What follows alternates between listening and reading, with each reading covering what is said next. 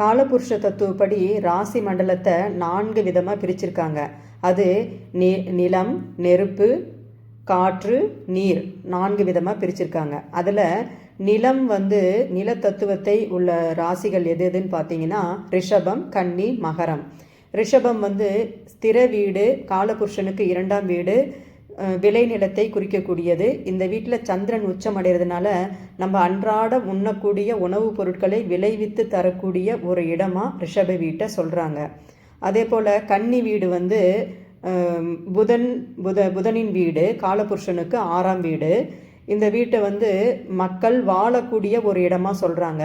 அது எப்படின்னா, மக்கள் தன்னுடைய எண்ணப்படி தன்னுடைய புத்தி கூர்மையை பயன்படுத்தி தனக்கு தேவையான மாதிரி ஒரு வீட்டை வடிவமைச்சு வாழக்கூடிய ஒரு இடமா கன்னி வீட்டை சொல்கிறாங்க. அதே போல் மகரம் பூமி தத்துவத்தில் வரக்கூடிய ஒரு சரவீடு. இந்த வீடு மக்கள் தொழில் செய்யக்கூடிய ஒரு இடமா இந்த வீட்டை சொல்கிறாங்க.